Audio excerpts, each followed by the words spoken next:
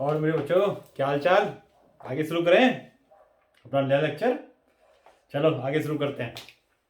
अभी देखो, last lecture में हमने रेडियो एक्टिविटी के बारे में क्या था, और हमने देखा था कि रेडियो एक्टिविटी के क्या होता है। उससे पहले हमने alpha beta and gamma decays की थी, आपको सारा पता होगा, सब समझाया था।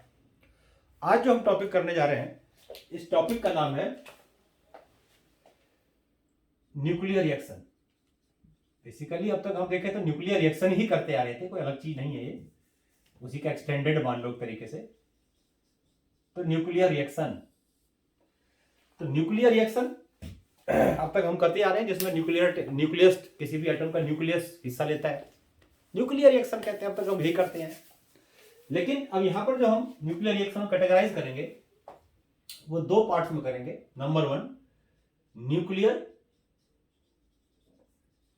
फिजन, और दूसरा करेंगे हम न्यूक्लियर फ्यूजन। तो आज के लेक्चर में हम न्यूक्लियर फिजन करते हैं, और उसके बाद फिर हम न्यूक्लियर रिएक्टर देखेंगे कि न्यूक्लियर रिएक्टर क्या होता है। देखो, न्यूक्लियर फिजन का मतलब क्या होता है। तो आज जो स्टार्ट कर रहे हैं, बेसिकली हम पहले नाम लिख दूं मैं इसका, this is called nuclear fission. Fission का मतलब क्या हुआ? फिजन का मतलब हुआ टूटना, ब्रेक करना। तो नाम से ही पता लग रहा है कि न्यूक्लियर फिजन का मतलब होता है न्यूक्लियस का ब्रेक करना। तो न्यूक्लियर फिजन एक ऐसा न्यूक्लियर रिएक्शन है जिसमें हैवी, ऐसा एटम जिसका न्यूक्लियस हैवी होता है, मोस्टली ऐसा मान लो जिसका मास नंबर 230 से ज्यादा होगा या उसके आसपास होगा। तो ऐसे एटम्स क्या करते हैं, डिसइंटीग्रेट होते हैं, टूटते हैं। और टूट के क्या करते हैं, दो या दो से ज्यादातर केस में तो दो एटम्स बनाते हैं जिनका न्यूक्लियाई या mass number middle mass number के एटम के जैसा होता है, जिसका मास नंबर ना बहुत ज्यादा ना बहुत कम हो। बस नेचुरल सी बात है, जब कोई एटम, ऐसा एटम टूटेगा, ऐसा एटम का न्यूक्लियस टूटेगा जो बहुत हैवी है, जब उसका फिजन होगा, डिसइंटीग्रेट होगा, तो डिसइंटीग्रेट होने के बाद छोटे एटम के न्यूक्लियस थोड़ी बना देगा वो। और इसमें तो कौन बनाएगा? ऐसे एटम्स के न्यूक्लियस बनाएगा, ऐसे एटम्स बनाएगा जिसका मास नंबर ना तो बहुत ज्यादा ना बहुत कम है। तो न्यूक्लियर रिएक्शन में मोस्टली जो फ्रेगमेंट्स टूटते हैं, जो जो जो उसके प्रोडक्ट बनते हैं, जो डॉटर, इसको हम कभी नाम देखेंगे, डॉटर न्यूक्लियाई कहते हैं इनको हम। जो डॉटर न्यूक्लियाइज बनते हैं, ये ज्यादातर केस में दो न्यूक्लियाई बनते हैं, और इनका मास नंबर ऑलमोस्ट आसपास ही होता है। ऐसा कोई जरूरी नहीं है, लेकिन मैक्सिमम केसेस में ऐसा ही होता है। समझ में आया? तो अभी हम समझेंगे न्यूक्लियर फिजन होता क्यों है, हैवी एटम के न्यूक्लियस टूटते क्यों हैं। अब इसको समझेंगे। वो सब पहली चीज का ही रिलेशन है जो हमने पहले किया हुआ है, उसी से सारा रिलेटेड है। तो बेसिकली न्यूक्लियर फिजन का मतलब क्या हो गया, डिफाइन कैसे करेंगे न्यूक्लियर फिजन को? न्यूक्लियर फिजन का मतलब द फिनोमिनन ऑफ नोट करते रहना साथ साथ में, the phenomenon of splitting of the heavy nucleus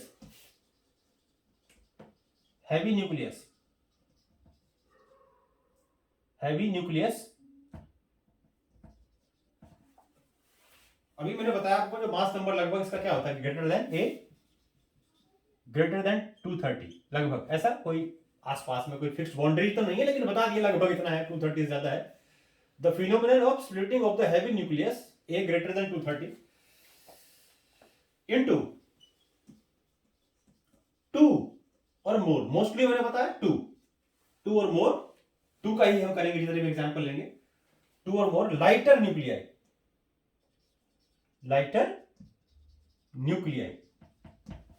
इसको क्या कहते हैं, न्यूक्लियर फिजन कहते हैं। अब देखो, ये जो न्यूक्लियर फिजन होता है बेसिकली, ये दो तरीके का होता है, दो तरीके का। एक हो गया नेचुरल न्यूक्लियर फिजन,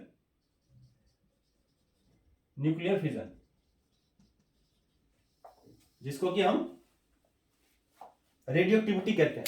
तो रेडियोएक्टिविटी जो थे उसमें भी क्या होता था, न्यूक्लियर टेक पार्ट करता था, उसमें से जो न्यूक्लियर पार्टिकल्स होते हैं वो एमिट होते थे। तो वो क्या है, वो कि नेचुरल फिनोमेना है। उसमें क्या होता है कि एटम अपने आप टूटता है, एटम का न्यूक्लियस जब उसको टूटना होता है, मैंने बताया भी था, देखा भी था, हमने पढ़ा था साथ में। वो एक स्पॉन्टेनियस प्रोसेस है, अपने आप होता है। अगर होना होगा तो अपने आप होगा, नहीं होना होगा तो नहीं होगा, चाहे कुछ भी कर लो आप, यानी उस पर हमारा कोई कंट्रोल नहीं है। लेकिन हमें जो यहां पर करना है अभी, वो तो हम कर चुके हैं सारे, हमें जो यहां पर करना है वो है इंड्यूस्ड न्यूक्लियर फ्यूजन करना है। Nuclear fusion, induced nuclear fusion करना है हमें।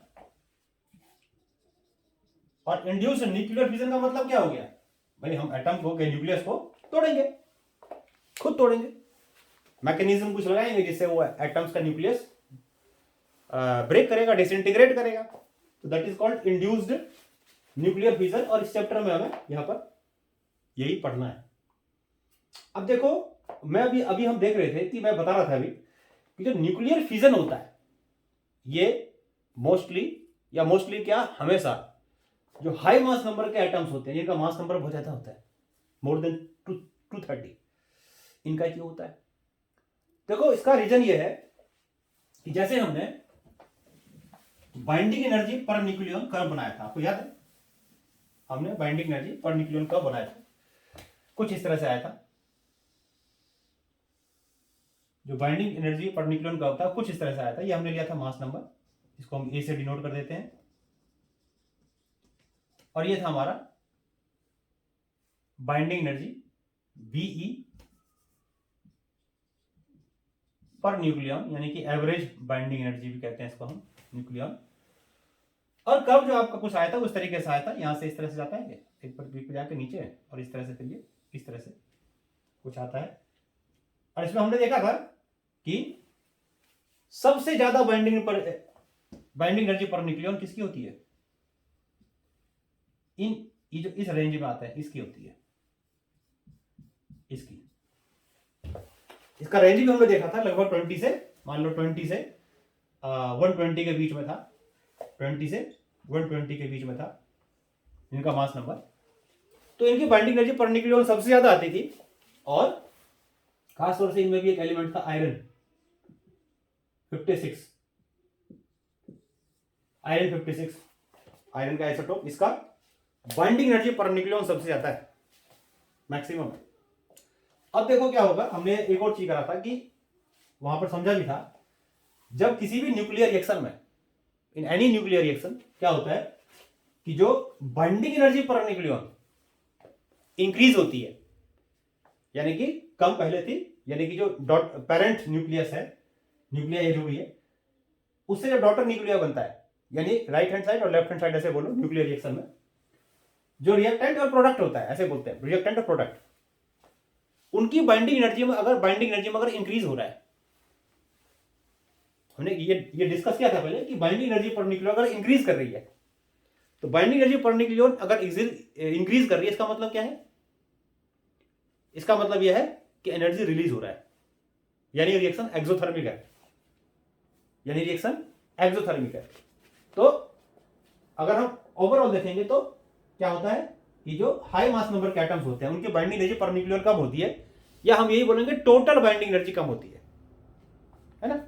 और जब उनका फ्यूजन होकर के वो नियरली 2 इक्वल मास नंबर के एटम्स बनाते हैं, तो उनकी जो बाइंडिंग एनर्जी पर न्यूक्लियन होती है उनसे ज्यादा होती है। अभी हम एग्जांपल लेंगे, एक छोटा समझेंगे, तो उनकी जो बाइंडिंग एनर्जी पर न्यूक्लियन होती है वो ज्यादा होती है। तो उन दोनों की अगर हम टोटल बाइंडिंग एनर्जी निकाल के कंबाइन कर देंगे, ऐड कर देंगे, तो टोटल बाइंडिंग एनर्जी जो होगी प्रोडक्ट की ज्यादा होगी और रिएक्टेंट की बाइंडिंग एनर्जी कम होगी।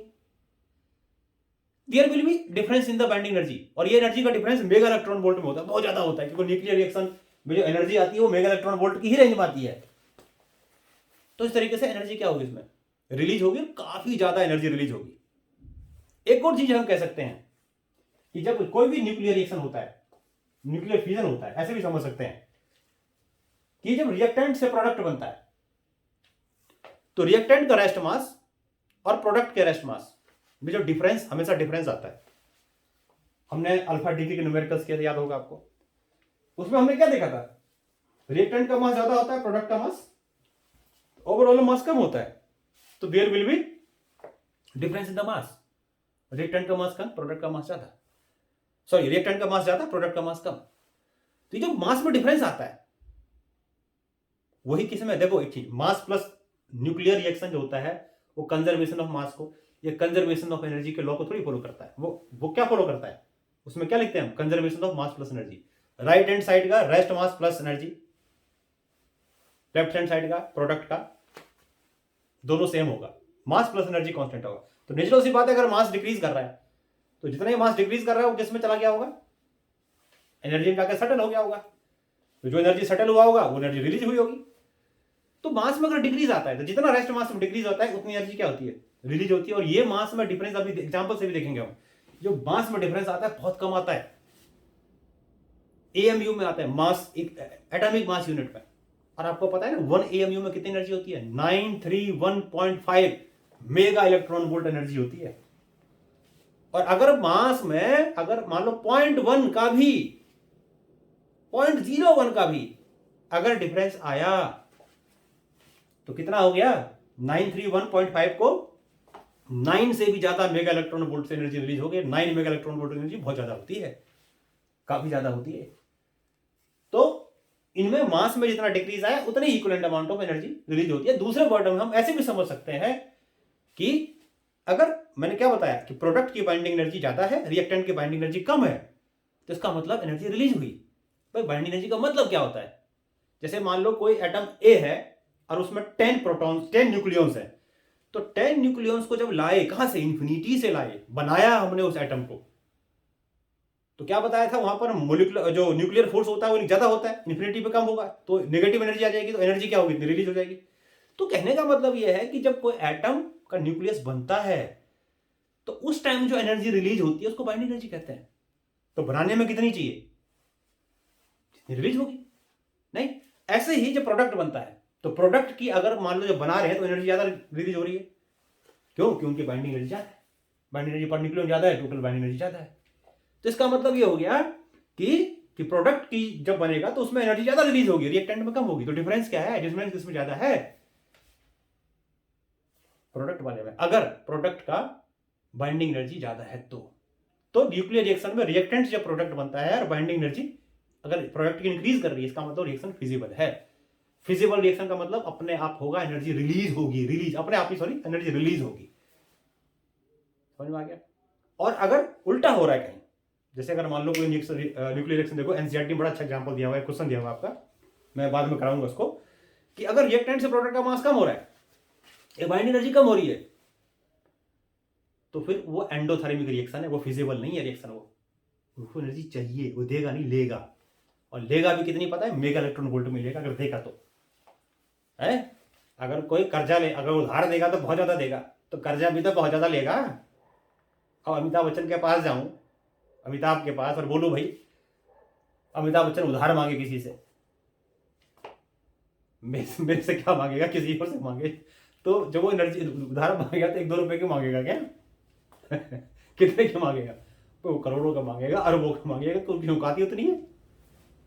हमारे मेरी जैसे थोड़ी आए, मेरी जैसे थोड़ी आए वो। तो वही बात होगी न्यूक्लियर रिएक्शन की, अगर देगा तो भी बहुत ज्यादा देगा, लेगा तो भी बहुत ज्यादा चाहिए, तो बहुत ज्यादा चाहिए तो फिजिबल नहीं है, फिर वो एंडोथर्मिक है। तो हम उसकी बात नहीं कर रहे।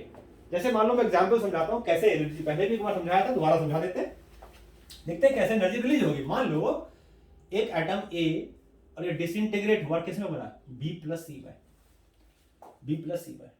अब ए एटम का न्यूक्लियस बी और सी में कन्वर्ट हुआ है, तो इसका मास नंबर मान लेते हैं, कुछ भी ले लो एग्जांपल, मान लो मैंने 120 ले लिया एटॉमिक नंबर, मास नंबर मान लो इसका ले लिया मैंने 240, मान लो डबल कर दिया लगभग मैंने।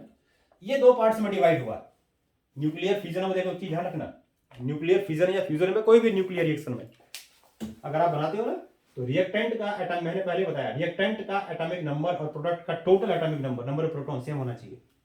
मास नंबर में डिफरेंस आता है, नंबर में, एटॉमिक मास में डिफरेंस आता है न्यूक्लियर मास में, लेकिन नंबर में कोई डिफरेंस नहीं आता, मास नंबर में डिफरेंस नहीं आएगा, और एटॉमिक नंबर में भी, नंबर ऑफ प्रोटॉन में भी कोई डिफरेंस नहीं आएगा। अगर यहाँ 120 है ना, तो इन दोनों का प्रोटॉन का सम भी 120 ही होना चाहिए, तो इसको दो पार्ट में डिवाइड कर देते हैं। मान लो एक ले लिया मैंने 60, एक ले लिया मैंने कितना, एक ले लिया मैंने सपोज करो 60 तो इक्वली हो जाएगा। इसको ले लेते हैं 50, इसको ले लेते हैं 70, ठीक, ऐसे ले लिया हमने इक्वल मास नंबर के लगभग। तो एटॉमिक मास नंबर क्या होगा इसका 100, एटॉमिक नंबर इसका अलग थोड़ा 10 डिफरेंस ले लिया, 10 डिफरेंस ले लिया, चलो कैलकुलेशन आसान हो जाएगा। और ये हमने लिया मान लो 140, ये सपोज करो, ठीक। तो ये हमने एक न्यूक्लियर रिएक्शन लिया, इनका सम क्या ये आया, इन दोनों का सम क्या ये आया, ऐसे आप चेक कर सकते हो, बना सकते हो। अगर कोई न्यूक्लियर रिएक्शन आपने बनाया तो ऐसे आप सम करके देख सकते हो कि आपका सही है कि नहीं है। और प्लस मैं कह रहा हूँ कुछ एनर्जी रिलीज हो रही है, वो मुझे निकाल दी है, देखना चाहता हूँ मैं एनर्जी रिलीज होगी नहीं होगी। मान लेते हैं ए की, बी की, सॉरी चलो ए की लेते हैं। ए की जो बाइंडिंग एनर्जी पर न्यूक्लियन है वो ए हैवी मास नंबर है, बाइंडिंग एनर्जी पर न्यूक्लियन कम होगी। मान लो 8 के आसपास लेता हूं मैं, 8 के आसपास लेता हूं मैं, या चलो उसकी मैंने चलो 8 ले लिया, 8 की। अब इसमें बी और सी वाले जो है इनकी बाइंडिंग एनर्जी पर न्यूक्लियन मैंने ये क्या लिया 8 मेगा इलेक्ट्रॉन वोल्ट पर न्यूक्लियन, ये हमने इसकी बाइंडिंग एनर्जी पर न्यूक्लियन ले ली। ऐसे अगर मैं इसकी बाइंडिंग एनर्जी पर न्यूक्लियन ले लेता हूं कुछ जो इससे ज्यादा होगी, ध्यान रखना, क्योंकि वो मिडिल मास नंबर एटम में आएंगे, मैंने ये रेंज बनाया इसके अंदर के होंगे, सबसे ज्यादा होगी, और कोई भी हो सकता है, आयरन का सबसे ज्यादा होता है इसमें। इसकी बाइंडिंग एनर्जी पर न्यूक्लियन में एरो लगा के दिखा देता हूं। सपोज करो इसकी बाइंडिंग एनर्जी पर न्यूक्लियन है, इससे थोड़ी ज्यादा होगी तो लेते हैं 8.5 ले लेते हैं चलो MeV, और इसकी ले लेते हैं चलो 8.6 MeV पर न्यूक्लियन, सब में per nucleon, per nucleon, per nucleon, ये मैंने इनकी बाइंडिंग एनर्जी पर न्यूक्लियन ले ली। अब मैं देखना चाहता हूं कि टोटल एनर्जी किसकी ज्यादा है, रिएक्टेंट की ज्यादा है, प्रोडक्ट की ज्यादा है, और फिर एनर्जी रिलीज कितनी होगी, एनर्जी रिलीज कितनी होगी। तो करते हैं, तो पहले हम प्रोडक्ट की टोटल एनर्जी निकालते हैं, total binding energy of product, total binding energy of daughter nuclei बोलेंगे इसको, डॉटर न्यूक्लियाई, जो बनता है ना न्यूक्लियाई उसको बोलते हैं daughter nuclei, daughter nuclei, parent nuclei, A is parent nuclei, B and C is daughter nuclei, ये ध्यान रखना है आपको। तो इसकी जो total binding energy per nucleon कितनी है इसकी 8.5, टोटल कितना है, तो यह आ जाएगा आपका 8.5 इंटू 100, या देखो प्लस 8.6 इंटू 140। अब इसको मल्टीप्लाई करके नहीं मैं, ये तो आ गया आपका मैथमेटिक्स मेरी इतनी होशियार नहीं है, ज्यादा अच्छी नहीं है, तो मैं इसको यहाँ साइड में करके देखता हूँ कितना आता है। ये तो आ गया आपका 850 आ गया, MeV में है सारा, मेगा इलेक्ट्रॉन वोल्ट। इसका देखते हैं कितना आता है, देखो पहले इसको 10 से मल्टीप्लाई करते हैं, तो 10 से कर देंगे कितना जाएगा ये 100 से कर दें, 100 से, तो 100 से कर देंगे तो ये आ जाएगा आपका 8860, तो आ गया, अलग कर दूंगा मैं, और हमें फिर मल्टीप्लाई करना पड़ेगा किसको 8.6 को करना पड़ेगा 40 से खाली, है ना, तो 4 से कर देते हैं, फिर एक जीरो लगा देंगे,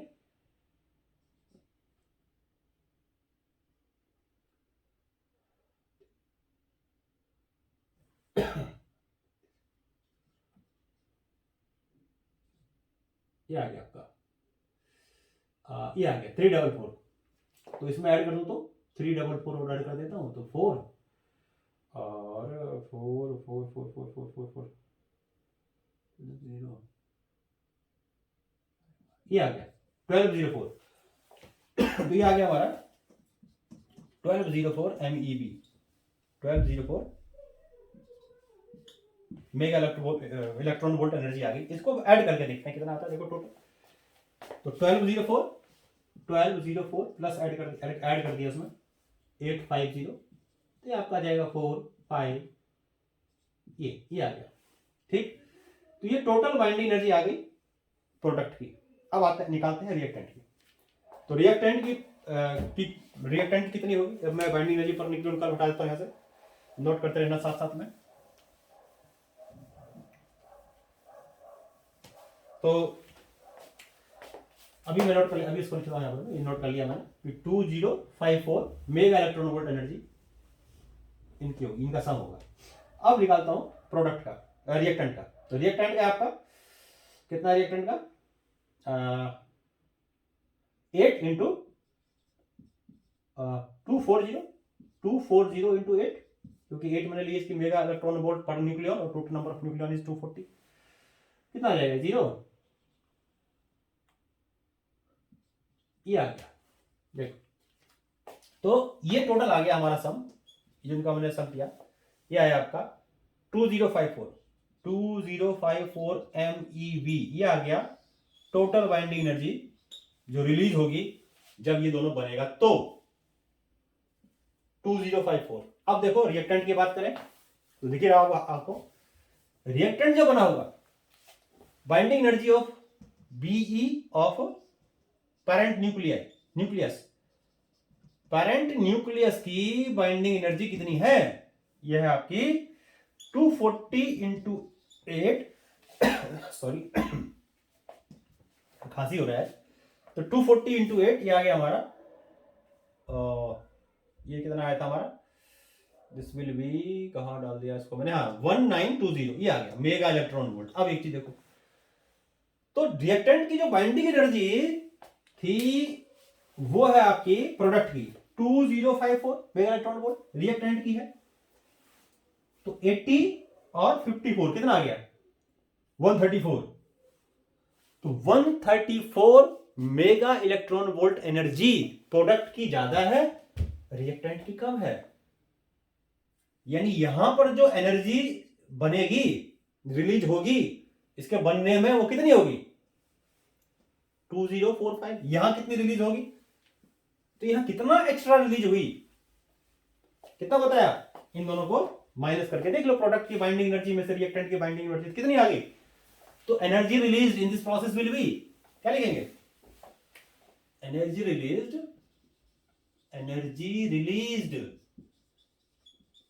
in this process will be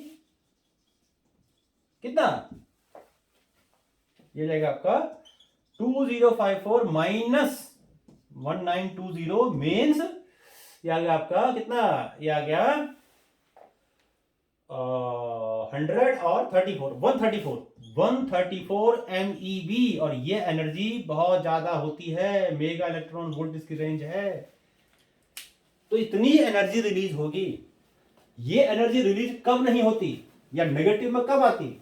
जब इसकी ज्यादा होती, इसकी कम होती और इसकी ज्यादा होती। रिएक्टेंट की होती कम, प्रोडक्ट की होगी ज्यादा। तो क्या होता फिर उस केस में? एनर्जी की बात कर रहा हूं, मास की बात नहीं, वो मास में उल्टा होता है। मास में इसका मास ज्यादा, इसका मास कम, टोटल मास जो आएगा इसका कम, इसका ज्यादा। इस साइड में जो भी है कम, इस साइड में जो भी ज्यादा, तो मास में डिक्रीज हुआ। जितना मास में डिक्रीज हुआ, दूसरे वर्ड में करेंगे मास। पहले तो एनर्जी के फॉर्म में समझ लिया हमने कि एनर्जी रिलीज हुई।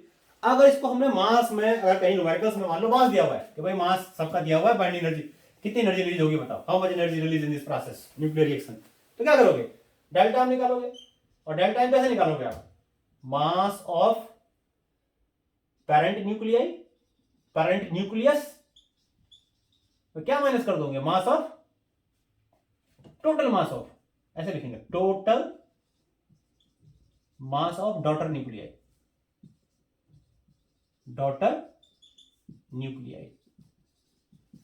और जो भी आएगा डेल्टा एम उसको आप, तो एनर्जी रिलीज विल बी,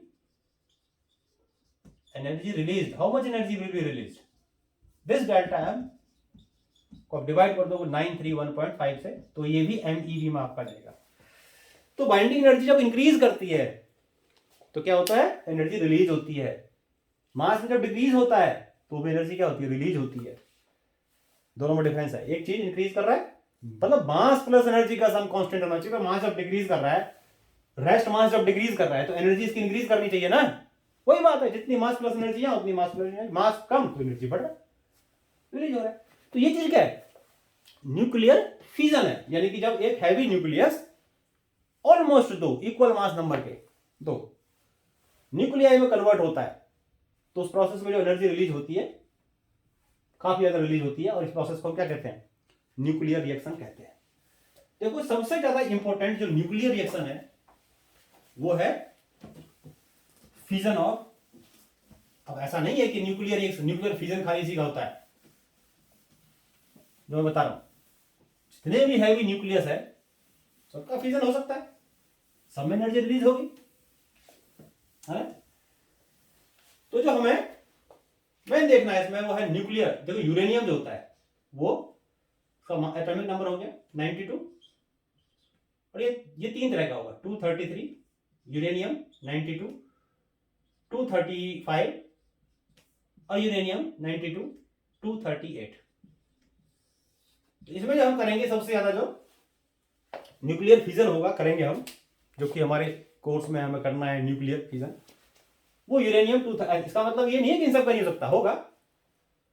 जो फिजिबल है वो ये है।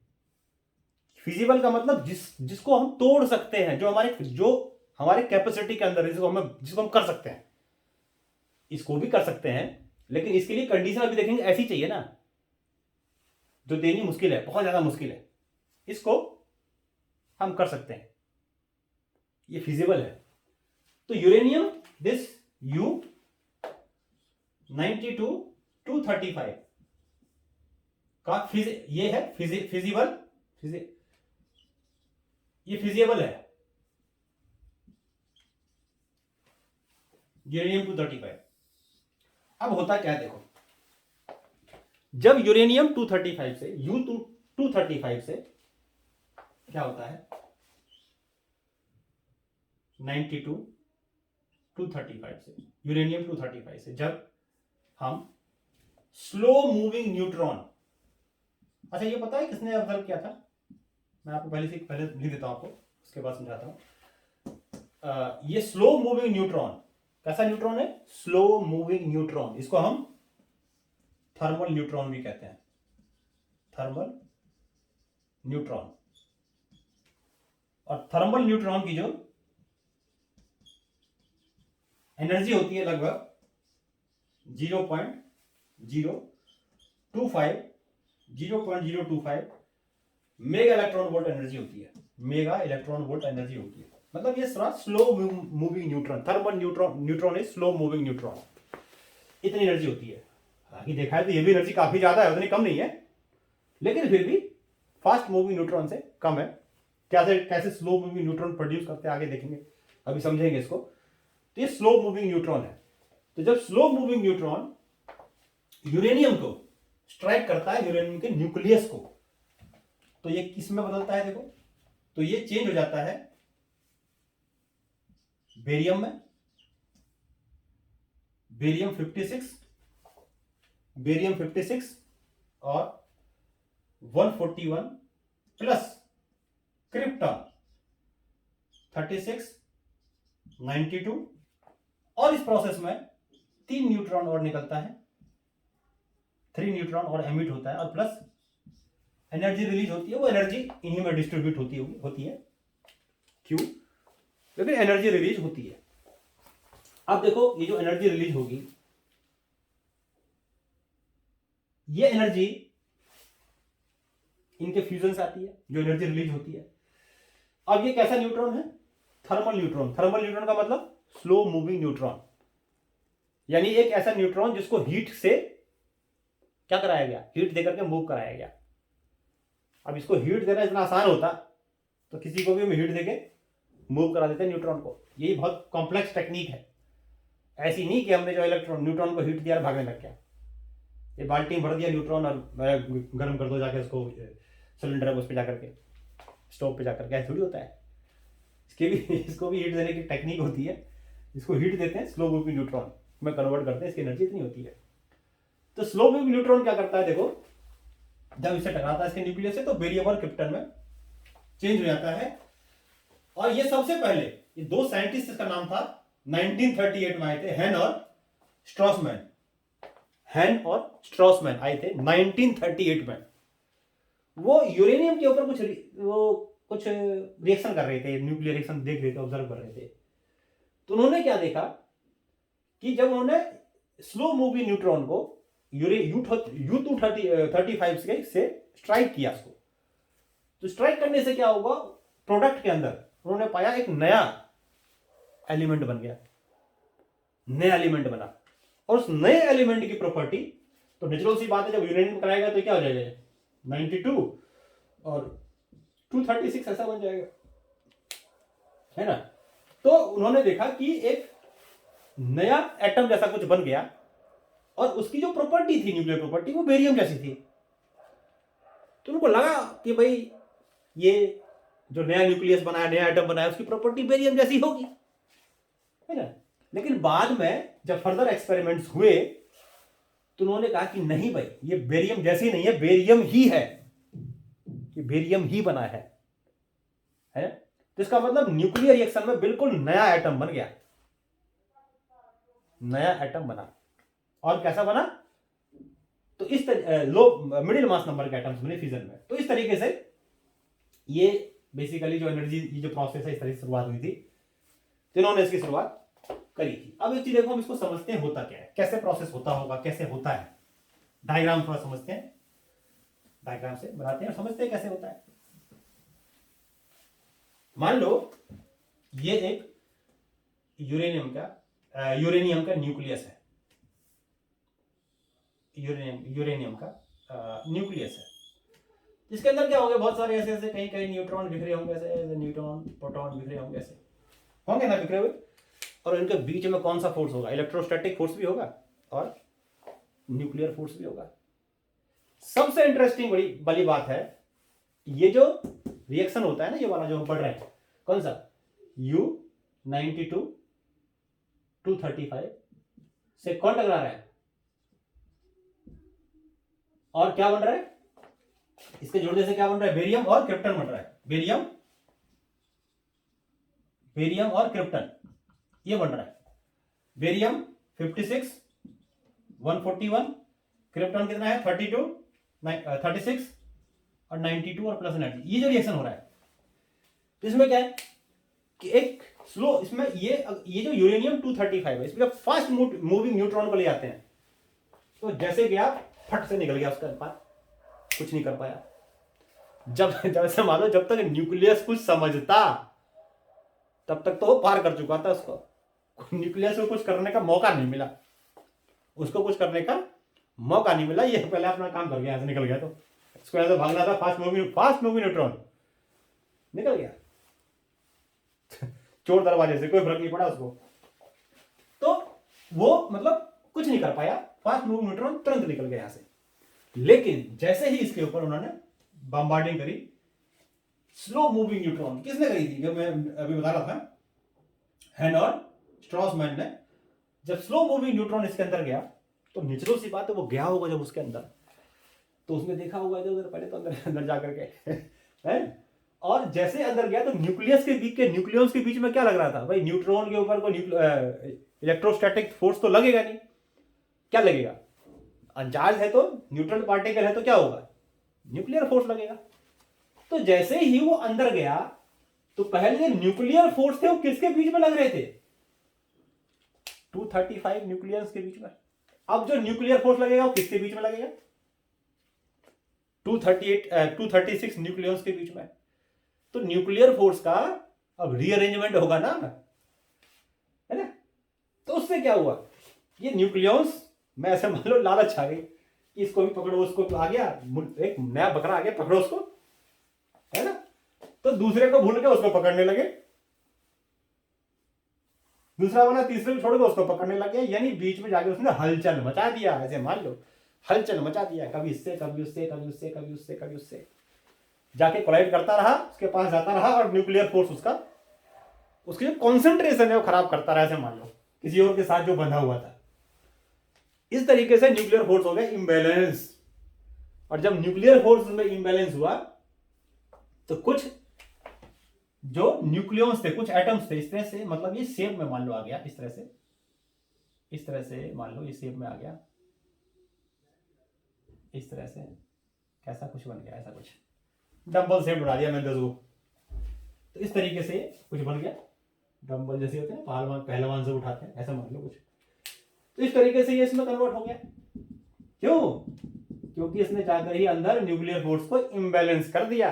अब दोबारा से रीअरेंजमेंट करने लगे आपस में न्यूक्लियर फोर्स की।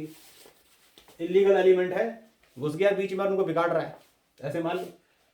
तो बेचारे क्या करते हैं, बिगड़ते बिगड़ते बिगड़ते फिर ये अपने को ही भूल गए, अपने ही न्यूक्लियर फोर्स को बोलने लगे, और बोलेंगे तो फिर तो कांड होगा।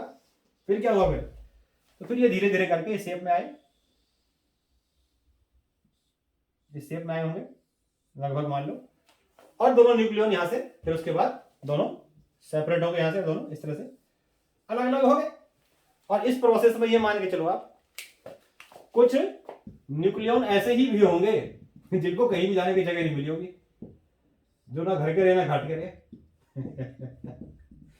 कुछ न्यूक्लियन ऐसे भी रहे होंगे, न्यूक्लियन जो ना घर के रहे ना घाट के रहे, प्रोटॉन उनको कुछ कर नहीं पाया और सब बिगड़ गया, उनका तो खेल ही खत्म हो गया।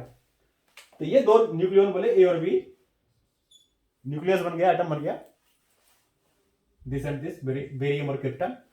और इसके साथ में क्या हुआ, 3 न्यूट्रॉन और निकले, जो ना घर के रहे ना घाट के रहे बेचारे, वो तो बीच में फंसे रह गए, सोचते रह गए किसके साथ जाऊं, किसके साथ जाऊं, किसके साथ जाऊं, कहीं ना जा पाए बेचारे, किसी जगह नहीं जा पाए, निकल लिया वहां से।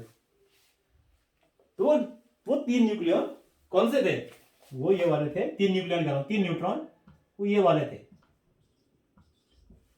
इस तरीके से ये न्यूक्लियर रिएक्शन हुआ।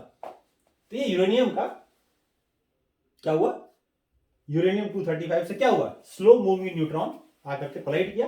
कैसा था, स्लो मूविंग न्यूट्रॉन, इसको सही से लिखते बढ़िया से, इसको बहुत इंपॉर्टेंट है इसने सबको, इसको आपने नोट कर लिया होगा, साथ साथ में नोट करते जाना इसको पॉज करके। तो क्या हुआ फिर, ये सब गड़बड़ कर गया, और 3 न्यूट्रॉन तो ऐसे निकले तीन न्यूट्रॉन तो ऐसे निकले जो कहीं के भी नहीं रहे, ना घर के ना घाट के, ना उधर के ना उधर के ना उधर के, पता नहीं कहाँ निकल गए, है ना, वो तो बाउंड्री से बाहर निकल गए। कैसे, ऐसे यूरेनियम बढ़िया से लिखते हैं इसको 92, आप भी नोट करना इसको, फिर देखते हैं एनर्जी कितनी रिलीज होती है इस प्रोसेस में, वो भी देखते हैं। तो 92 और 235 से कौन टकराया, स्लो मूविंग न्यूट्रॉन, और टकरा गया क्या हुआ, बेरियम 56 141 प्लस क्रिप्टन 36 92 प्लस ना घर के ना घाट के ना घर के ना घाट के, इसका नाम रख दो क्या, ना घर का ना घाट का, ना घर का ना घर का ना घाट का ना घाट का, किसी कहीं किसी का नहीं रहा, किसी को मुंह दिखाने लायक नहीं रहा है। तो ये क्या हुआ फिर, यूरेनियम इसमें कन्वर्ट हुआ, एनर्जी इसमें रिलीज हुई। तो इसको क्या कहते हैं, ये आपका न्यूक्लियर रिएक्शन है। न्यूक्लियर रिएक्शन में भी कौन सा है, न्यूक्लियर फिजन है। कैसा है, इंड्यूस्ड है। अब देखो अपने आप पे टूटा नहीं ना ये, भाई रेडियो एक्टिविटी में क्या होता है, अपने आप टूटता है। अब यहाँ पर हम उसको तोड़ रहे हैं, लेकिन तोड़ किसको सकते हैं, उसको तोड़ सकते हैं जिसके ऊपर जो न्यूक्लियर फोर्स है, जिसके अंदर जिसका न्यूक्लियस कमजोर है, यानी जिसकी बाइंडिंग एनर्जी पर न्यूक्लियन जिसकी कम है, उसी को तो आप तोड़ सकते हो ना। इंड्यूस्ड न्यूक्लियर रिएक्शन यानी न्यूक्लियर फिजन भी उसी के ऊपर कर सकते हो। अपने आप तो नहीं टूट रहा, तोड़ना पड़ रहा है, लेकिन हम कंट्रोल कर रहे हैं उसको, हम अपने हिसाब से इसको तोड़ रहे हैं, इंड्यूस्ड कर रहे हैं, न्यूक्लियर फिजन को इंड्यूस्ड कर रहे हैं। अब इसमें देखो एक तरीके से हम देखते हैं कि एनर्जी कितनी रिलीज होती है इस प्रोसेस में। अब देखो एनर्जी का वही मतलब है, बाइंडिंग एनर्जी का निकाल के देखोगे आप। पहले हम इसकी बात करें, इसमें कितनी है। देखो टोटल एनर्जी रिलीज होती है लगभग वो जो होती है वो आपकी लगभग इसमें एनर्जी रिलीज होती है 203.4 मान लो, चलो 204 mega electron volt total energy release होती है, टोटल एनर्जी। अब जो यूरेनियम है, लेकिन वो एनर्जी में से हम सिर्फ ये देखना चाहते हैं इसके पास कितना गया है और इसके पास कितना मतलब एनर्जी रिलीज हुआ, इसको कितना मिला। बाकी इनमें क्या होगा, अब देखो इसमें जो ये होता है कि जो इसका मास है वो कितना है, इसका जो मास है आपका यूरेनियम का वो है आपका लगभग कितना बताया, यूरेनियम की जो बाइंडिंग एनर्जी पर न्यूक्लियन है, बाइंडिंग एनर्जी पर न्यूक्लियन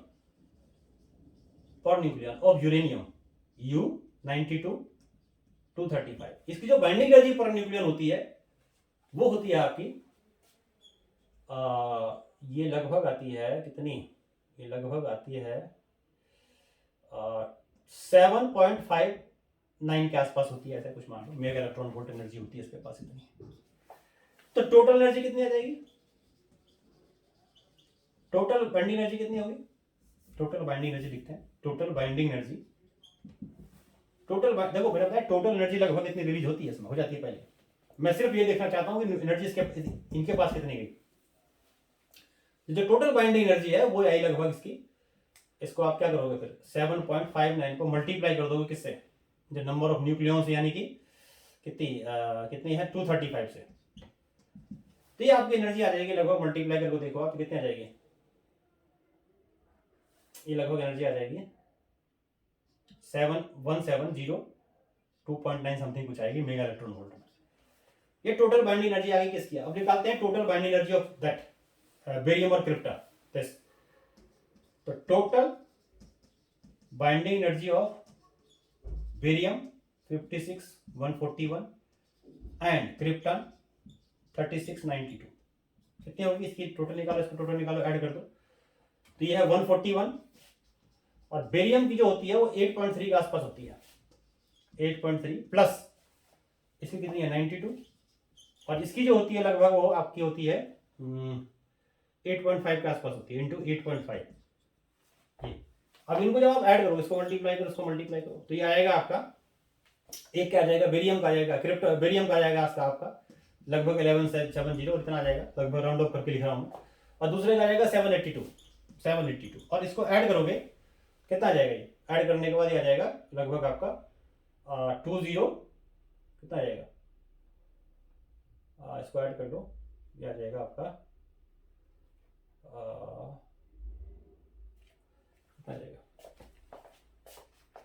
1170 और 782 आ जाएगा 2,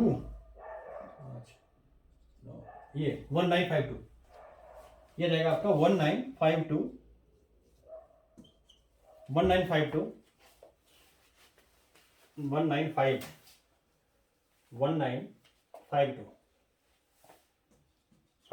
MeV, ये इतनी एनर्जी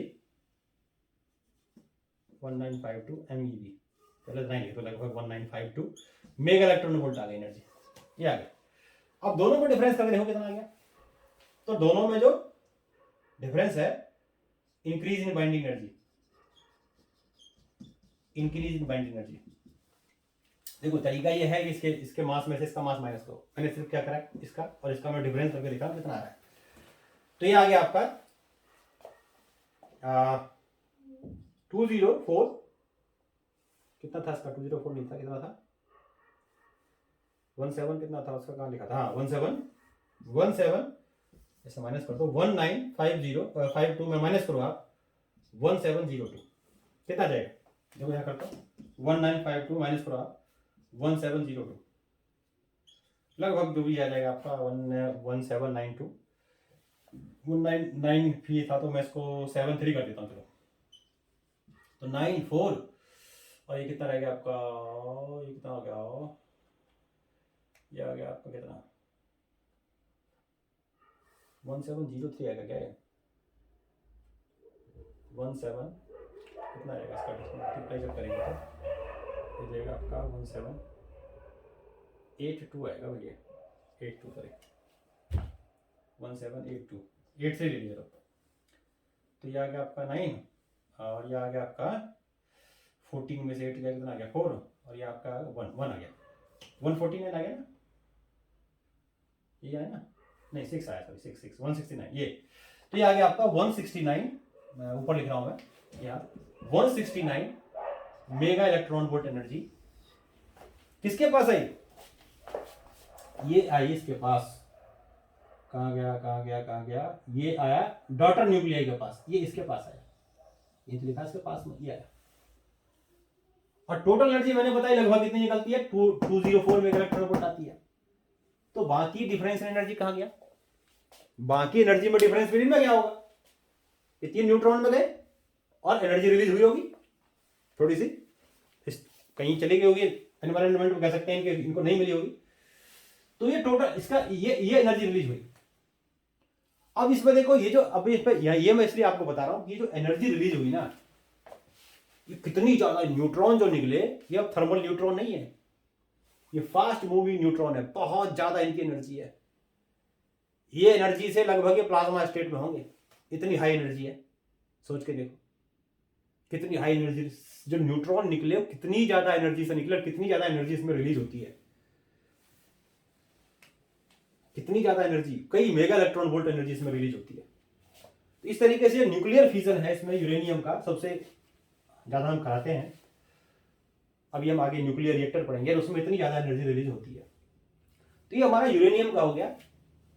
अब ऐसा नहीं है कि यूरेनियम U-235 को ही हम, ये नोट करते रहना साथ साथ में, ऐसा नहीं है कि हम U-235 को ही हम इंड्यूस कर सकते हैं, ऐसा नहीं है। U-238 को भी कर सकते हैं,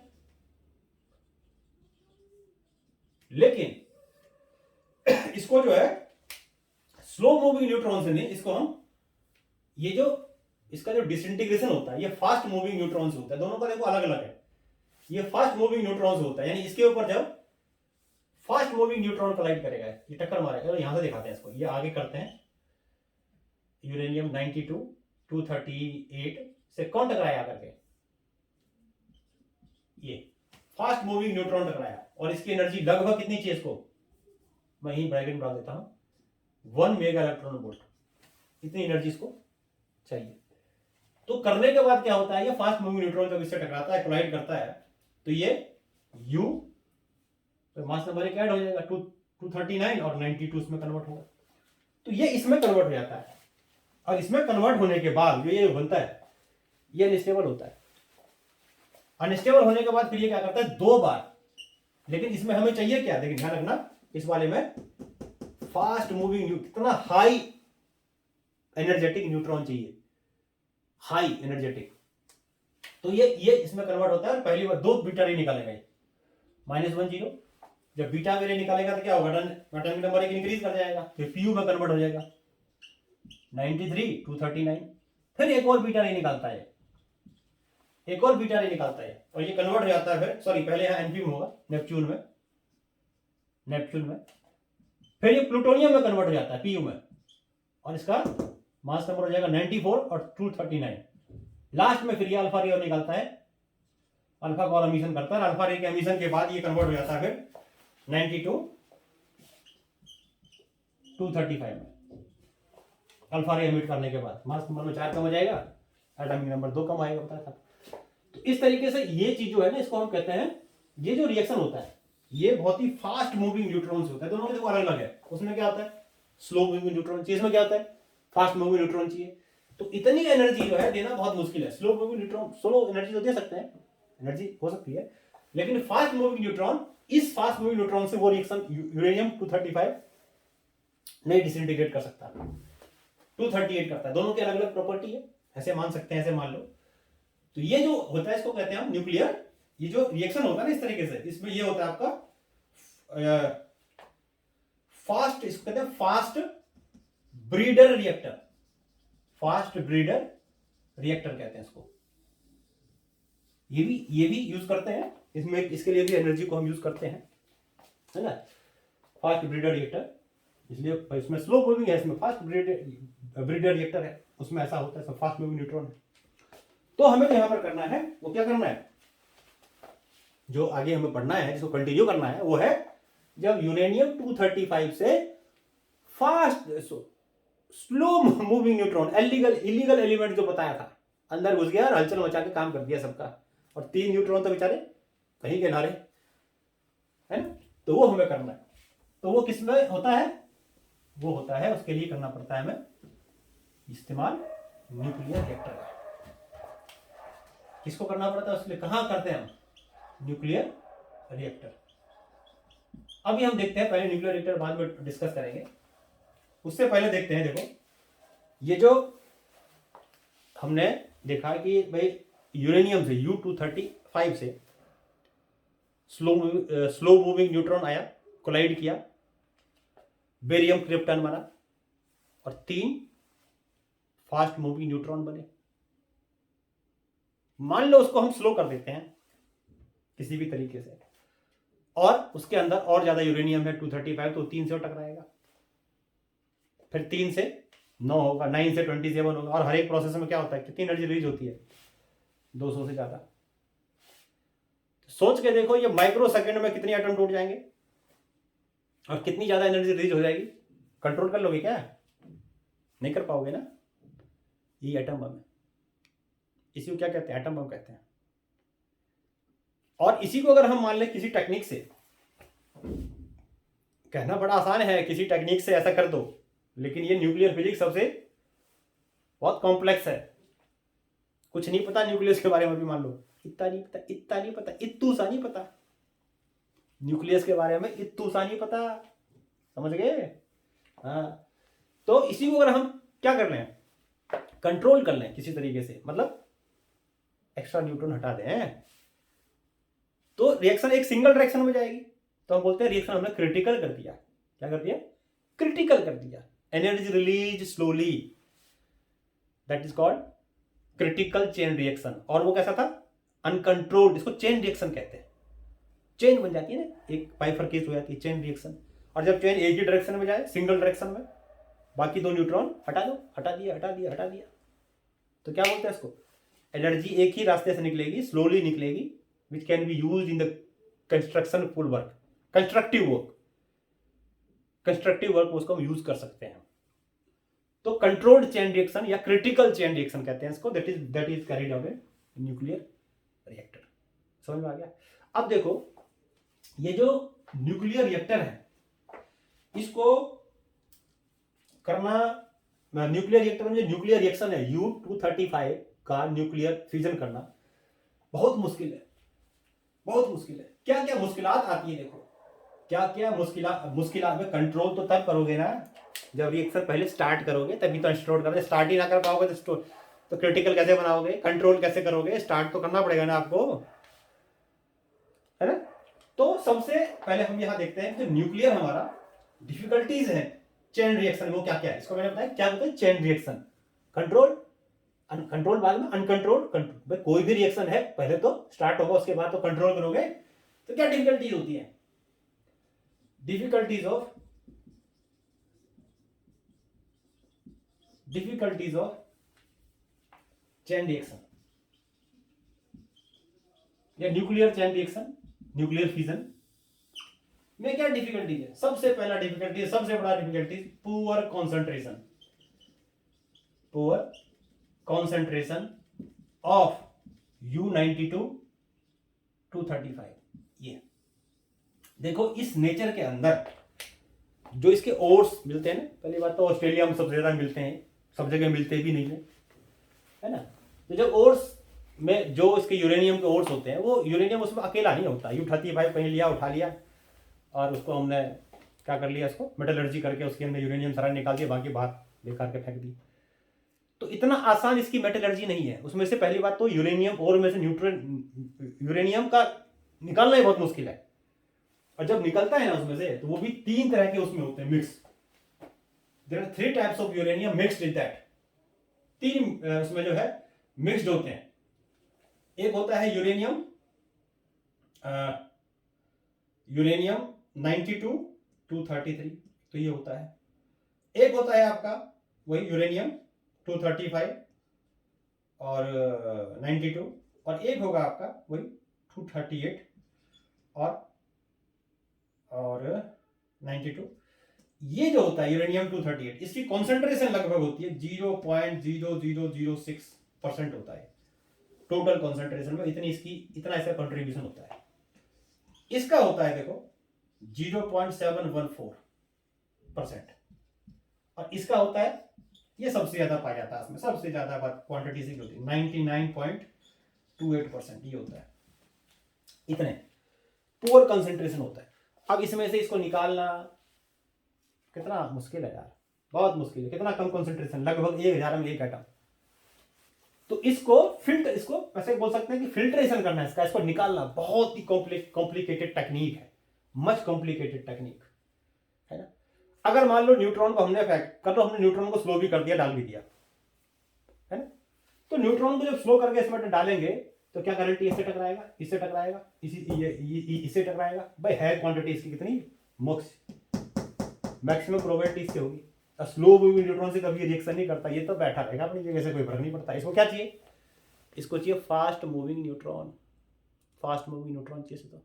दोनों को देखो अजीब बात है, एक जो होता है ये स्लो मूविंग न्यूट्रॉन से, ये होता है फास्ट मूविंग न्यूट्रॉन से। और एक और बड़ी बात बताऊं कि इसमें जो बायो प्रोडक्ट बढ़ते हैं 3 न्यूट्रॉन, बहुत ही हाई स्पीड से जाते हैं, वो थर्मल न्यूट्रॉन नहीं होते, बहुत ही ज्यादा उनकी एनर्जी होती है, 1 मेगा इलेक्ट्रॉन वोल्ट से भी ज्यादा। और इसमें जिसको चाहिए ज्यादा 1 मेगा इलेक्ट्रॉन वोल्ट की एनर्जी जो रिलीज करता है ना ये न्यूट्रॉन, ये थर्मल न्यूट्रॉन करता है, बहुत स्लो मूविंग न्यूट्रॉन। इसका जो कोलिजन होता है, इसका जो ये मतलब इसकी स्पीड हाई सो होता है इनइलास्टिक कोलिजन, इनइलास्टिक कोलिजन भी कहते हैं इसको। और इसका जो कोलिजन होता है इसका होता है elastic collision, elastic collision, inelastic और इलास्टिक कोलिजन। यानी एनर्जी तो यहां बिल्कुल न्यूट्रॉन की डंप हो जाती है, आई ठप गिर गई। आगे क्या करेगा, एक तो चलो एक का तो हमने दे दिया, उसके बाद क्या करोगे, कहां से लाओगे एनर्जी, है? तो ये पॉसिबल नहीं है सर, इसलिए मतलब दोनों खेल उल्टा है, चाहिए स्लो मूविंग न्यूट्रॉन, निकलेगा तो fast moving neutron, fast moving neutron निकलेगा तो स्लो मूविंग न्यूट्रॉन। समझ में आ गई? तो सबसे पहले इसकी कंसंट्रेशन क्या होती है, पुअर कंसंट्रेशन ऑफ दिस। तो इसको हमें उसको ऐसे कह सकते हैं मेटलर्जी से उसको बाहर निकालना बड़ा मुश्किल है, सेलेक्ट करना।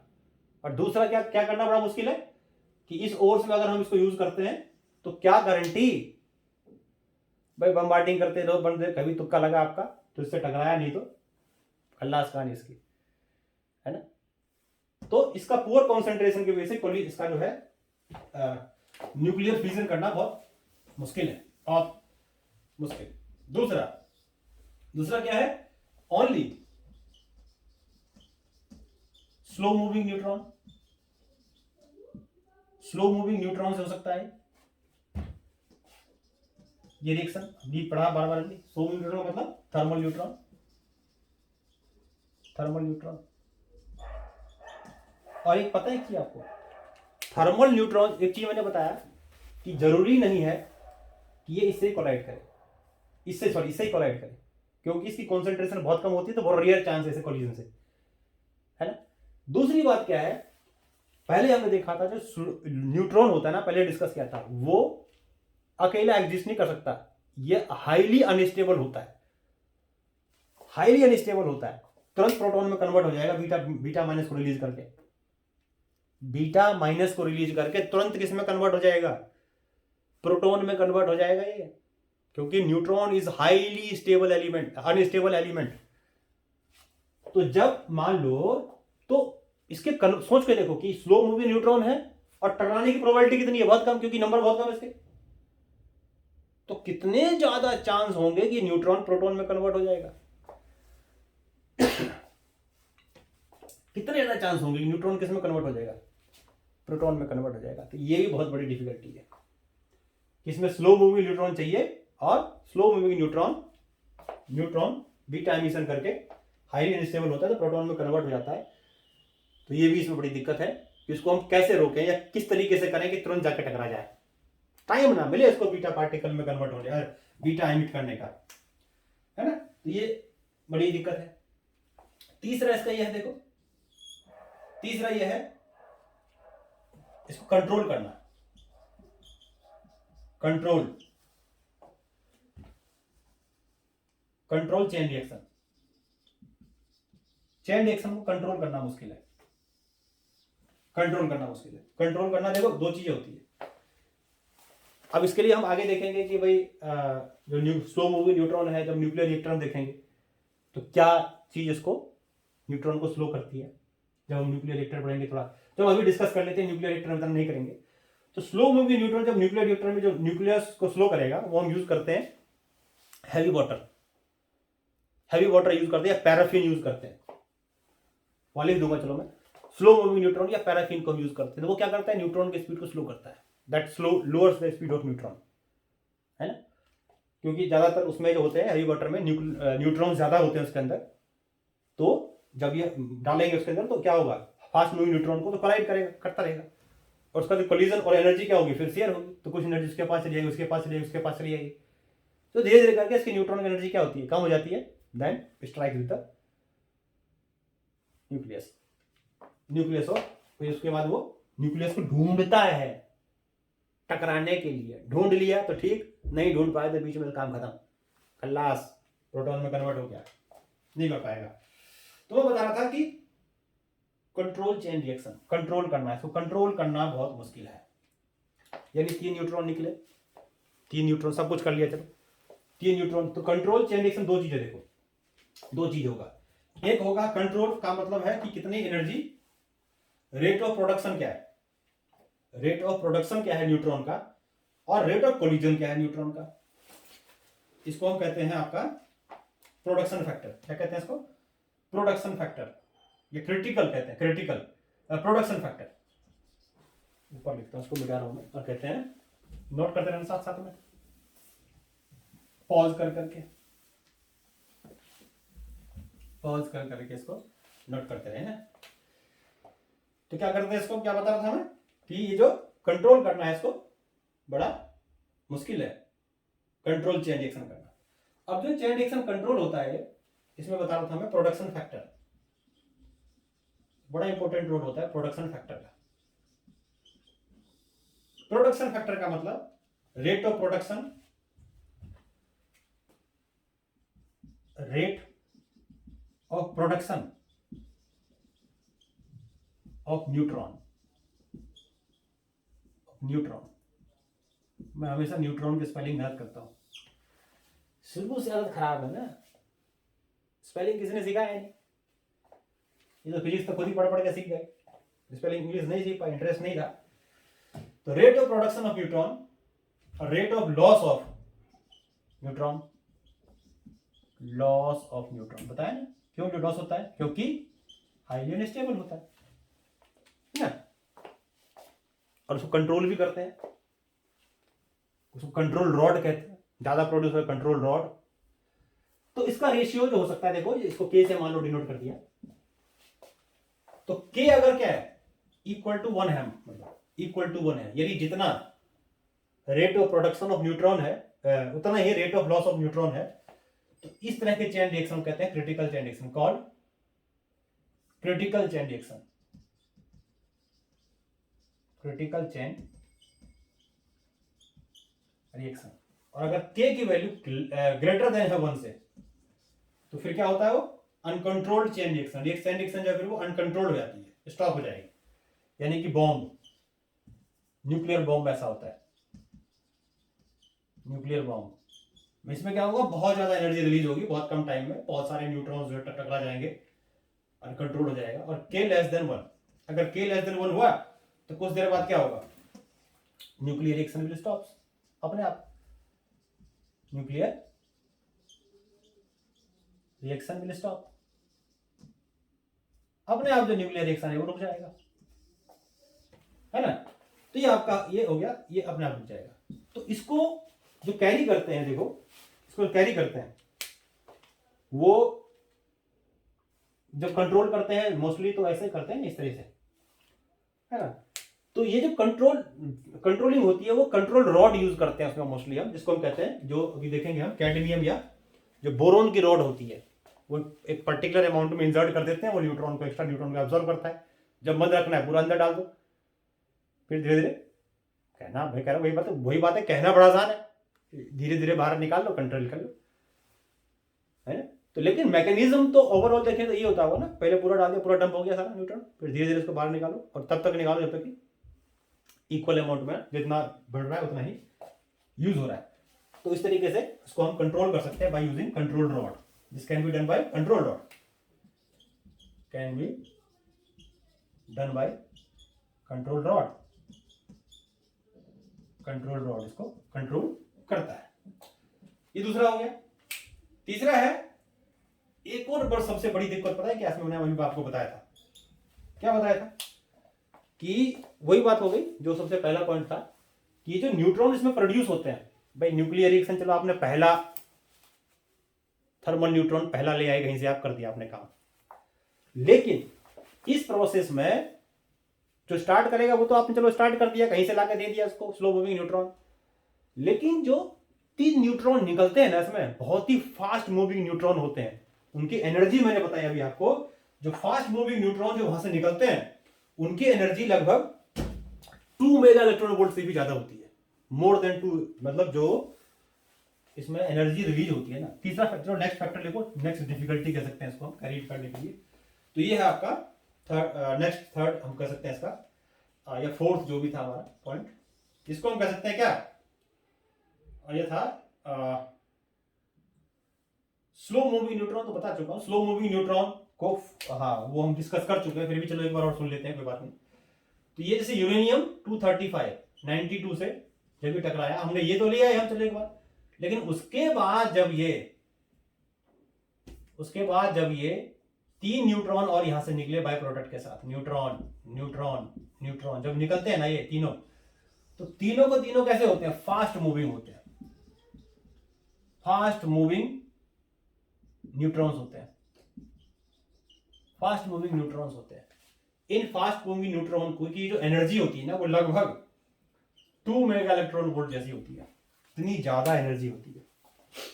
तो इनको स्लो करना है, ये बड़ी प्रॉब्लम है। कैसे, पहला तो मैंने कहा कि स्ट्राइक कर दोगे, लेकिन बाद में कैसे इसको स्लो करोगे, जो रिएक्शन के बीच में प्रोड्यूस हो रहा है, कोई तो मैकेनिज्म डेवलप करेगा ना, बहुत कॉम्प्लिकेटेड मैकेनिज्म, मैं क्या बताया था ये सॉरी। तो जो हैवी वाटर होता है या पैराफिन होता है उसको यूज करते हैं, क्योंकि उसमें नंबर ऑफ न्यूट्रॉन ज्यादा होते हैं, तो वो टकराता रहता है, टकराता एनर्जी धीरे धीरे कम हो जाती है। लेकिन चांस में सबसे बड़ी दिक्कत क्या है कि अगर उसको मैंने बताया कंसंट्रेशन बहुत कम है, तो टकराने के चांस बहुत कम हो गए, तो ज्यादातर न्यूक्लियॉन्स क्या होते होंगे, प्रोटॉन्स में कन्वर्ट हो जाते होंगे, क्योंकि वो अनस्टेबल होते हैं न्यूक्लियस न्यूट्रॉन्स, है ना। तो ये भी इसमें बहुत बड़ी डिफिकल्टी कि फास्ट मूविंग उसको स्लो करना है। तो क्या यूज करते हैं न्यूक्लियर रिएक्टर में, हैवी वाटर यूज करते हैं या हम पैराफिन यूज करते हैं। तो ये हमारा इसमें हो गया। तो ये जो दो तरह की चीजें बताई आपको, कंट्रोल्ड चेन रिएक्शन या कंट्रोल्ड न्यूक्लियर फिजन, और दूसरा हमने देखा अनकंट्रोल्ड न्यूक्लियर फिजन। इसको तो बस एक बार स्टार्ट कर दो, इतनी ज्यादा एनर्जी बहुत कम टाइम में रिलीज हो जाएगी। जो हिरोशिमा और नागासाकी पे था 50 किलो का ही लगभग था उस पर, उसी के आसपास, और कितना डिवास्टेटिंग था, पूरे के पूरे 2 शहर जो है वो बर्बाद कर दिए, है ना। तो बहुत ज्यादा डिवास्टेटिंग होता है, और उसको जो कंट्रोल करते हैं तो उतना ही अच्छा है, उतना ही अच्छा है। तो controlled chain reaction is carried out in, मैं लिख देता हूं दोबारा heading, controlled chain reaction is carried out in nuclear reactor.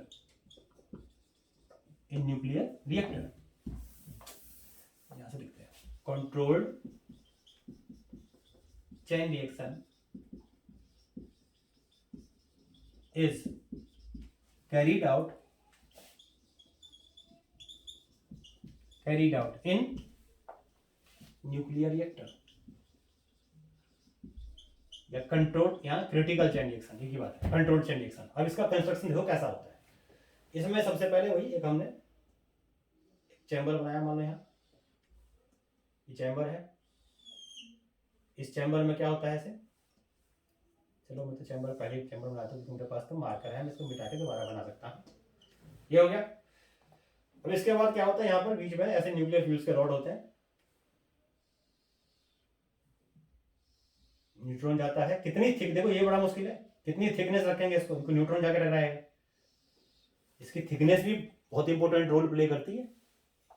कुछ भी थिकनेस की, इसके मास की थिकनेस क्या होगी, न्यूक्लियर फ्यूल की थिकनेस क्या होगी, जिससे कि प्रॉपर नंबर ऑफ एटम्स मिल जाए उसको कोलाइड करने के लिए, वो भी बहुत जरूरी है इसमें। तो ये हो गया। इसके बीच में क्या करते हैं, यहाँ पर हम शील्डिंग कर देते हैं इसको, ज्यादा तो हम दोबारा शील्डिंग का अलग से बना देते हैं, मतलब इसमें बहुत सारी हार्मफुल रेज निकलती है ना एनर्जी के साथ साथ, बहुत ज्यादा डेवास्टेटिंग होती है। ये इस तरह से ये हमने न्यूक्लियर रिएक्टर का मेन चैम्बर बन गया हमारा, ये मेन चैम्बर बन गया, ये मेन चैम्बर, ठीक है। उसके बाद क्या है इसमें, देखो यहाँ पर हम कंट्रोल रॉड बनाते हैं, ये 2 मैंने यहाँ कंट्रोल रॉड बना दिए, ये डाल दिया रॉड का इसके अंदर, देखो कंट्रोल रॉड को इसके अंदर डाल दिया। कंट्रोल रॉड क्या करता है, चैन रिएक्शन को कंट्रोल करेगा, प्रॉपर अमाउंट में इसको बाहर निकाल देंगे तो एक्स्ट्रा न्यूट्रॉन को ये एब्जॉर्ब कर लेगा और रिएक्शन को क्रिटिकल बना देगा। अभी नाम लिखते हैं किस किस का यूज करते हैं। ये हो गया। यहाँ से फिर क्या होता है, पाइप के हेल्प से ऐसे ओपनिंग होती है, यहाँ से फिर यहाँ बाहर जाएगा, इसको बनाते हैं पूरा। और उसके बाद ये जाता है बॉयलर के अंदर, ये पाइप जाता है बॉयलर के अंदर, ये बॉयलर है, बॉयलर के अंदर जाएगा ये, मान लो ये बॉयलर है, यहाँ से मैंने चलो बॉयलर में यहाँ से निकाल दिया था, ये बॉयलर है।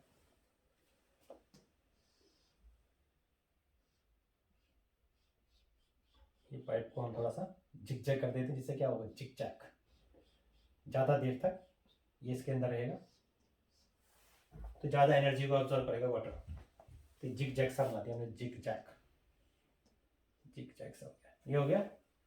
उसके बाद फिर यहाँ पर बाहर आ जाएगा, पहले इसको हम चैम्बर कंप्लीट कर लेते हैं, फिर बाकी बनाएंगे।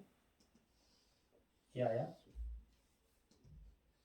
ये आया, और यहाँ होता है pump, this is pump, pumping करता है इसमें।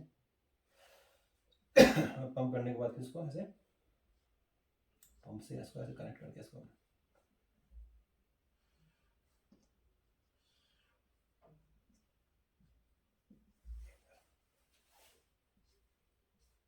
नहीं इसको बंद करते हैं, फिर कैसे काम चलेगा भाई। ये हो गया इसका।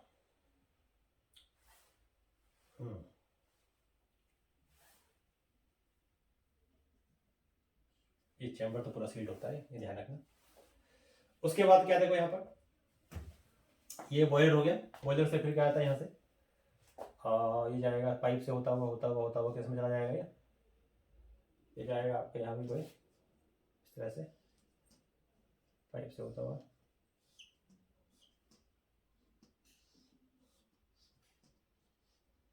यहाँ पर ऐसे मान लो मैंने ऐसे बना दिया इसको, यहाँ पर ऐसे पंखुड़ी से बना दी,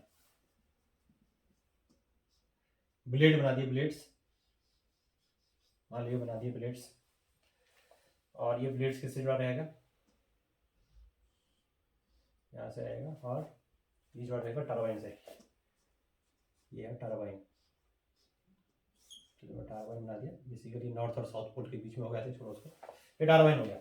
उसके बाद फिर यहाँ पर ये पानी ठंडा होकर के आगे आएगा, फिर आगे आने के बाद फिर ये इस तरह से यहाँ जाएगा, ऐसे इसको बाहर निकाल लेंगे, ये इसको बाहर निकाल लेंगे ऐसे, और बाहर निकालने के बाद इसको फिर ये कूलेंट होता है लगा हुआ, कूलेंट लगा देते हैं इसको, कूलेंट, कूलेंट क्या करता है, पानी को ठंडा करता है, और दोबारा इसको हम खा डाल देंगे। थोड़ा आगे बन गया कूलेंट, तो पीछे कर देते हैं इसको, थोड़ा सा यहाँ आगे आते हैं,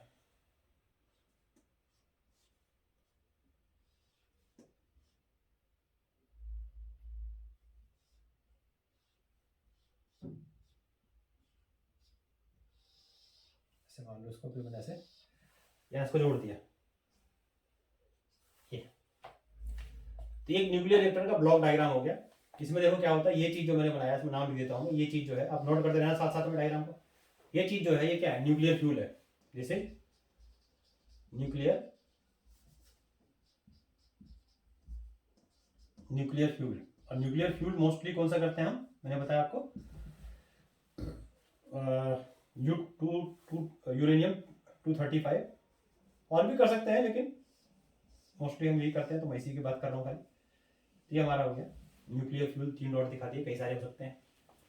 उसके बाद ये हो गया आपका, अंदर होता है ये सील्डिंग है, बाहर सील्ड करना इसको, सील्डिंग के बाद ये क्या, ये मैंने क्या बनाया, इसको मैं हटा देता हूँ, इसको आप नोट कर देना साथ साथ में। ये क्या है, ये चीज है कंट्रोल रॉड, अंदर ये नहीं कंट्रोल रॉड कहीं समझो, control rod is this is control rod, control rod है। और कंट्रोल रॉड हम किसका यूज करते हैं, कैडमियम या रॉड या बोरोन, कि जो रॉड है कैडमियम या boron rod use as a control rod. ठीक, अब इनके बीच में क्या होता है एक और कंट्रोल, इसमें जो न्यूक्लियर फील्ड है यहाँ पर इसके बीच में क्या भरा रहता है, मॉडरेटर। मॉडरेटर क्या करता है, मॉडरेटर इसकी स्पीड को कम करता है, फास्ट थर्मल न्यूट्रॉन बनाता है इसको। ये क्या इसके अंदर भरा हुआ, मॉडरेटर। मॉडरेटर क्या होता है, ये reduce the makes the electron thermal, ऐसे कर दो या ऐसे लिख लो, decreases the speed of neutron, neutron की स्पीड को कम करता है। और मॉडरेटर क्या यूज करते हैं, मॉडरेटर, चलो हम अलग से इसको पॉइंट बना दूंगा इसमें, चलो इसमें रहने दो, इसमें हम नहीं लिखते, रहने दो। तो डिक्रीज ये हो गया, मॉडरेटर हो गया। और उसके बाद ये जो ये पंप है, पंप क्या करता है इसमें, ये वो होता है लिक्विड सोडियम,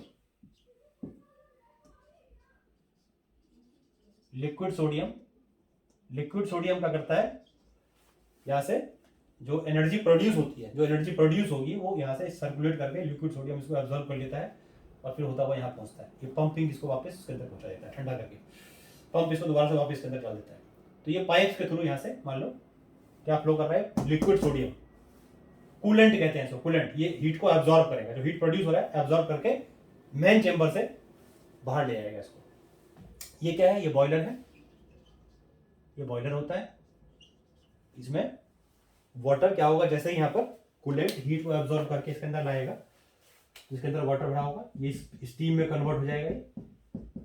और जैसे ही स्टीम में कन्वर्ट होगा तो क्या होता है, स्टीम में फैलता बड़ी तेजी से, तो फैलने से क्या होगा, स्टीम यहाँ रन करेगा और ये टरबाइन को स्ट्राइक करेगा, टरबाइन रोटेट करना शुरू कर देगा। रोटेट करेगा तो फिर क्या होगा, ऐसा चलो इलेक्ट्रिसिटी बना देते हैं। ये मैंने वायर बना दिए और ये क्या होगा, यहाँ से फिर इलेक्ट्रिसिटी इस तरीके से डेवलप होती है। तो जैसे ही उसके बाद यहाँ पर आता है, फिर ये क्या है, ये कंडेंसर है। और कंडेंसर क्या करता है, दोबारा से वाटर की स्पीड को कम कर देता है, वाटर की स्पीड का, वाटर का टेम्परेचर कम कर देता है कंडेंसर। कंडेंसर क्या करेगा, इस टेम्परेचर अगर बोर्ड में अगर नहीं दिख रहा है नीचे का, दिख रहा है शायद, एक मिनट, यस दिख रहा है, यस दिख रहा है, क्लियर है। तो क्या हुआ, जो कंडेंसर है ये क्या करता है, फिर दोबारा से हॉट वाटर को कोल्ड में चेंज करके वाटर को टेम्परेचर कम करके दोबारा से भेजता है। तो ये प्रोसेस चलता रहेगा बार बार। तो ये जो है ब्लॉक डायग्राम है आपका किसका, न्यूक्लियर रिएक्टर। और इसमें क्या होता है, controlled chain reaction is carried out. छाप दो उसको, छाप दिया, अच्छे से छाप देना उसको। और मैकेनिज्म मैंने क्या बताया, इसमें क्या होता है, कंट्रोल्ड चेन रिएक्शन। अब मैं इसको मिटा रहा हूं, बड़ी मेहनत करिए बनाने में, लेकिन मिटा रहा हूं। तो आप पॉज करके इसको, उम्मीद करता हूं नोट कर लिया होगा। तो सबसे मेन चीज जो है न्यूक्लियर फ्यूल इसमें यूज करते हैं। न्यूक्लियर फ्यूल क्या क्या यूज करते हैं, न्यूक्लियर फ्यूल।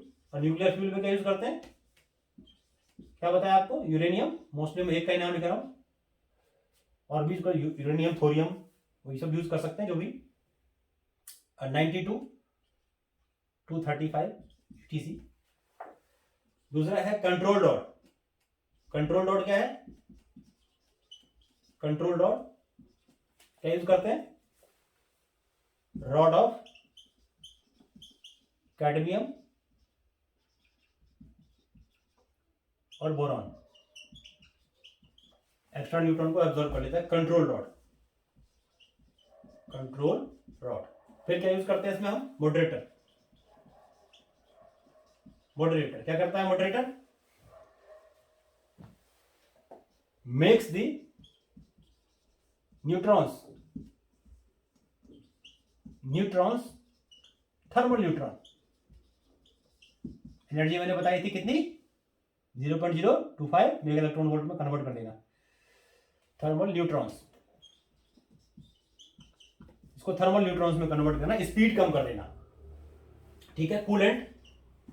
कूलेंट क्या होता है, क्या यूज करते हैं, लिक्विड सोडियम।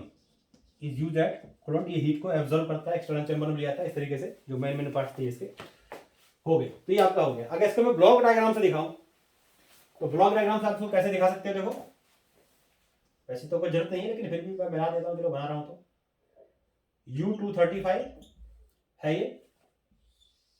कौन टकराया है इससे आकर के? कौन टकराया है इससे? स्लो न्यूट्रॉन, यानी कि थर्मल न्यूट्रॉन। चलो थर्मल न्यूट्रॉन वर्ड यूज करता हूं, थर्मल न्यूट्रॉन आया, कोलाइड किए इससे।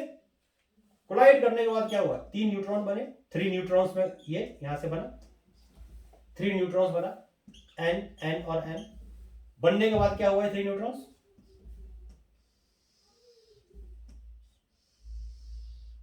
इस तरीके से, ये आपका इससे क्या हुआ? ऐसे मान लो उसको नेट मिला, उस नेट को पार करना है, नेट को पार करेगा तो स्पीड तो कम हो जाएगा। तो क्या ये मॉडरेटर,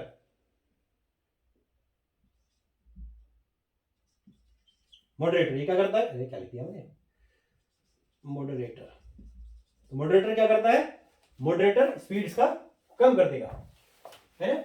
उसके बाद यहां से हम कह सकते हैं कि यहां पर बाई प्रोडक्ट और भी बने, बीपी लिख दो, बीपी बढ़ा दी भाई इसने, तो by product, BP by product, है ना। या फिजन प्रोडक्ट, एफपी लिख दो। मैंने बाई बीपी लिखा क्योंकि बीपी लिखने में मुझे मजा आया, बाई प्रोडक्ट। उसके बाद क्या है? क्या क्या क्या इसने? स्लो न्यूट्रॉन, न्यूट्रॉन स्लो किया और एब्जॉर्ब किया किसने? यहीं पे लगा होता है जो, मतलब ये मान लो ये सील्डिंग है, यहां के पार कौन जाएगा? स्लो, और जितने चाहिए उतने, 2 खत्म, 2 की कहानी खत्म। तो कौन करता है काम को? ये काम करता है एब्जॉर्ब बाय कैडमियम या बोरॉन की ओर। फिर ये वही बात होगा, किससे जाएगा? फिर ये यूरेनियम से टकराएगा, 235 92। फिर प्रोसेस रिपीट होगा, 3 न्यूट्रॉन बनेंगे और क्या बनेगा? बीपी। क्या बनेगा? बीपी, है ना। फिर 3 न्यूट्रॉन बने, 1 N01 N01 N01, और फिर ये किससे जाएगा? किसको क्रॉस करना पड़ेगा? इसको, मॉडरेटर को। यार मॉडरेटर की स्पेलिंग गलत है क्या? अब सही है, मॉडरेटर, मॉडरेटर। और वही क्या, कौन है? Control dot, absorb by cadmium, है ना। और फिर क्या होगा? ऐसे क्या बनेगा इसमें? फिर ये एक ही बना, स्लो मूविंग न्यूट्रॉन। ये क्या है? Slow moving neutron, slow moving neutron. उम्मीद है समझ में आ रहा होगा आपको सारी राइटिंग। नहीं आ रही तो मैं बोलते जा रहा हूं, आप थोड़ा इसको नोट कर लियो साथ साथ में। मॉडरेटर, फिर वही प्रोसेस बार बार क्या होता रहेगा? ये प्रोसेस बार बार रिपीट करता रहेगा। स्लो मूविंग न्यूट्रॉन फिर से बना, स्लो मूविंग न्यूट्रॉन। और इस तरीके से एनर्जी इसमें क्या होती रहेगी? न्यूक्लियर रिएक्टर में एनर्जी रिलीज होती रहेगी। इसी को हम क्या कहते हैं? कंट्रोल चेन रिएक्शन कहते हैं, क्रिटिकल चेन रिएक्शन कहते हैं, है ना। क्या चाहिए? Slow moving neutron. U38 वाले ने बताया था फास्ट मूविंग चाहिए, कमी क्या है उसमें? फास्ट मूविंग तो चाहिए तो उसे फास्ट, लेकिन देगा स्लो, है ना। Inelastic scattering, inelastic collision, fast slow fast, उसमें अलग है, इलास्टिक स्कैटरिंग। तो इस तरीके से ये हमारा न्यूक्लियर रिएक्टर हो गया। और ये हमने आज न्यूक्लियर किसके बारे में समझा? न्यूक्लियर फिजन देखा कि न्यूक्लियर फिजन क्या होता है, और हमने इंड्यूस्ड न्यूक्लियर फिजन देखा, है ना। इंड्यूस्ड न्यूक्लियर रिएक्शन देखा, that is nuclear fusion, fission. Next lecture में हम न्यूक्लियर फ्यूजन के बारे में डिस्कस करेंगे और हम देखेंगे कि न्यूक्लियर फ्यूजन में क्या क्या होता है, और फिर दोनों को हम कंपेयर करेंगे कि वो ज़्यादा अच्छा है, ये ज़्यादा अच्छा है, इसमें क्या कमी है, उसमें क्या कमी है। फिर हम आपको इस तरह से करेंगे, ये सब चीज़ें करेंगे। समझ में आ गया? तो बाकी हम नेक्स्ट लेक्चर में करेंगे। आज का उम्मीद करता हूँ समझ में आया होगा। समझ में आया है, लाइक करना है, सब्सक्राइब करना है, शेयर करना है, खुद भी सीखना है, दूसरों को भी सिखाना है। Bye, see you.